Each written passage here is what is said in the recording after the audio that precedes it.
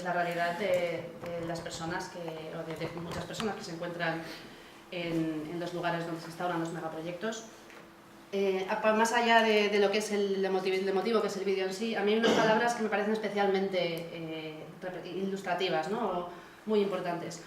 Por ejemplo, Marta habla de la cosmovisión indígena, de cómo ellos están unidos a su universo, al medio natural y cómo tienen que renunciar a eso, cómo son sacados de allí. Habla de la salida forzada, obviamente no decide abandonar el espacio donde se encuentra, su espacio. Nos habla de la inundación de las mejores tierras que les proporcionaban el sustento para vivir. Nos hablan de promesas incumplidas, de devolución de tierras, de vías, de electricidad gratuitas. Todo esto son promesas que incumple tanto el Estado como las empresas transnacionales, por lo que la sociedad se organiza y reclama. Nos habla de grupo armado, que son grupos armados utilizados por los intereses corporativos de modo coercitivo. Y nos habla de una seguridad que el Estado no les proporciona y se lo tiene que proporcionar la sociedad. Entonces, en este sentido, nos encontramos con dos realidades recurrentes. Por un lado, el Estado se les preocupa de su ciudadanía, de una ciudadanía, no sé cómo llamarla, vulnerable, y carece de voluntad política para protegerla. Pero en muchas ocasiones no solo carece de la voluntad, sino que además participa activamente en la vulneración de los derechos, conculca, viola y vulnera los derechos de las personas, de sus ciudadanas y de sus ciudadanos. Y es que, por un lado, el hecho de que el Estado intervenga no siempre es garantía de que lo haga en beneficio de la población, sino que cada vez más se alía con sectores del poder corporativo y, en último término, el Estado neoliberal implica una merma, un recorte de las libertades de la población. El caso de Marta es un ejemplo representativo del modelo productivo capitalista que desde CEAR Euskadi mantenemos una postura crítica con este modelo porque se encuentra al servicio, por estar básicamente al servicio de los intereses económicos. Esto se plasma a través de acuerdos en los que prevalecen los intereses los intereses empresariales en detrimento de los intereses de la población. El caso del Cauca en Colombia es muy representativo, es un territorio en su mayoría concesionado, si no me equivoco el 70 y pico % está concesionado, o sea que nos encontramos ante una tarta que se parte en trocitos y de la que solo se nutren grandes empresas nacionales y transnacionales o el Estado. Y sin pensar en la población que allí reside, en la preservación de los recursos y demás. En el caso de la Salvajina se trata de un megaproyecto energético, pero hay otros casos que son de explotación maderera, de extracción de hidrocarburos o de extracción de minerales. Curiosamente, o nada, casualmente, allí donde se instauran los megaproyectos generalmente se dan unas condiciones que hacen que la población sea más vulnerable. Es la población mayoritariamente campesina, indígena o afrodescendiente y con presencia de grupos armados, con un grado alto de vulnerabilidad. En este sentido, o por ello, nosotros consideramos que estos desplazamientos son desplazamientos categoriales que afectan a comunidades específicas y con una vinculación especial con el territorio y con el medio ambiente. Y estos desplazamientos son tanto una causa como una estrategia del sistema. Es una estrategia en el sentido de que se persigue o se violenta a personas para sacarlas de su territorio, tanto a través de la persecución violenta como de violencias ejemplarizantes, como el caso de Cáceres, o de coacción. Y decimos también que es consecuencia porque se deben marchar al desaparecer sus modos de vida.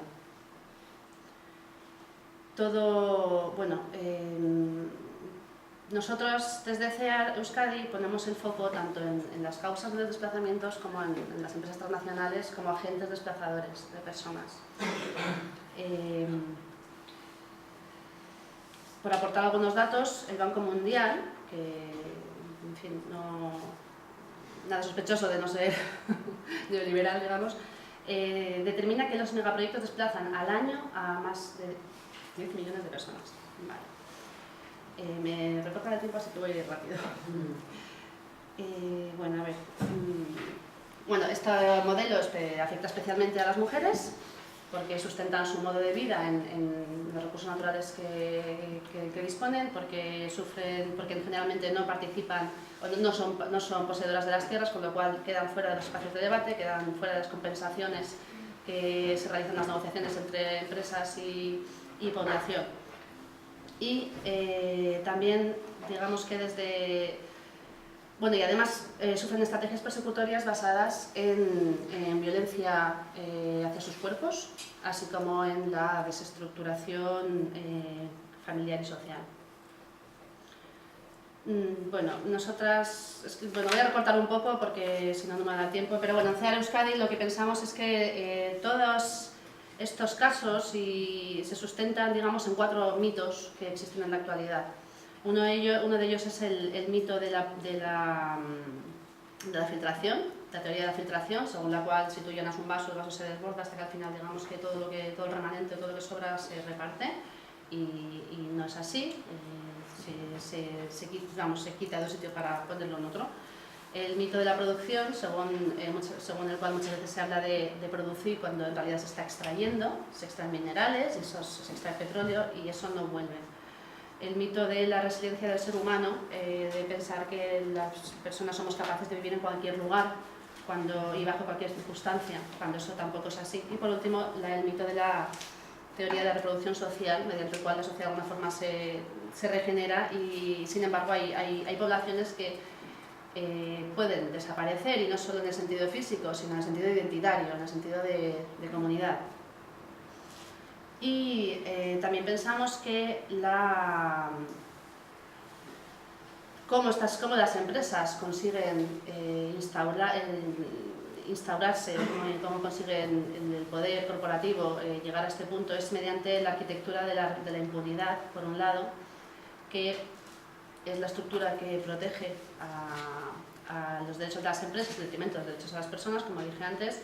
Nos encontramos con una asimetría normativa, con un derecho internacional que es muy firme y fuerte en la defensa de las empresas y muy frágil en la defensa de los derechos de las personas. Y el segundo sería a través del shock, ¿no? De cómo las empresas consiguen avanzar en sus negociaciones con la población residente mediante estrategias de miedo o de manipulación social. Bueno, yo quería pasar a hablar un poco de los instrumentos normativos y también de cómo se produce una migratización del asilo, pero si quieres que lo dejemos para... Lo que digan ellos, yo creo que sí. No se lo digo por el tema del tiempo. ¿Eh? Sí, podemos seguir un minuto más, ¿no? Por los inconvenientes que hemos tenido. Mucho más. No, gracias. Bueno, pues ¿qué pasa con toda esta gente que está obligada a marchar de sus hogares? Pues bueno, se encuentran en una especie de limbo normativo, puesto que no se pueden enmarcar dentro de la Convención de Ginebra de 1951, que regula el derecho al asilo, el Estatuto de Refugiado, y tampoco se pueden considerar migrantes económicos. Entonces, en este sentido, nos encontramos ante una migratización del derecho de protección internacional que, al realizarse una interpretación estrecha de la Convención de Ginebra. Entonces, el peligro que entraña esta migratización se produce de diferentes formas. Por un lado, los movimientos de personas se conciben como movimientos libres, en aras de prosperar, como una libre elección, y esto hace que los agentes impulsores se diluyan. Por otro lado, en relación con lo anterior, el Estado no adquiere la responsabilidad de las causas que quedan al margen del análisis de las migraciones. En tercer lugar, se legitima un modelo de desarrollo que no provoca el efecto de huida, sino el efecto de llamada, ¿no? Las personas quieren ir del campo a la ciudad, del sur al norte, y con la voluntariedad de la migración las personas quedan atrapadas en la victimización y la criminalización, que legitima un sistema de redadas de CIEs, de deportaciones ilegales, etc. Bueno, ya simplemente para terminar, pues bueno, decir que nosotras pensamos que la Convención de Ginebra, esto ya sería la parte normativa, pues digo que igual sería más interesante hablarla después, pero que sí que existen. La Convención de Ginebra es una convención que realmente se hizo en un momento histórico que nada tiene que ver con la actualidad, con lo cual hace como un cuello de botella porque es una definición muy estrecha en la que no acaba de pasar la realidad actual. Pensamos que se debe reinterpretar para incluir no solo los derechos civiles y políticos, sino para incluir los derechos económicos, sociales, culturales y ambientales.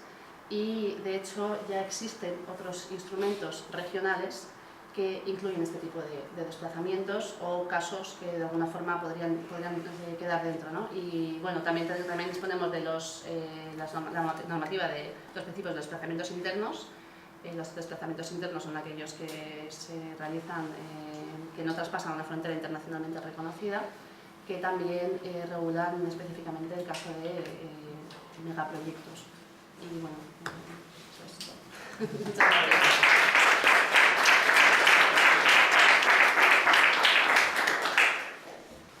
Vale, pues el siguiente ponente es Javier Zardoya. Gracias, Ana, por mostrarnos otra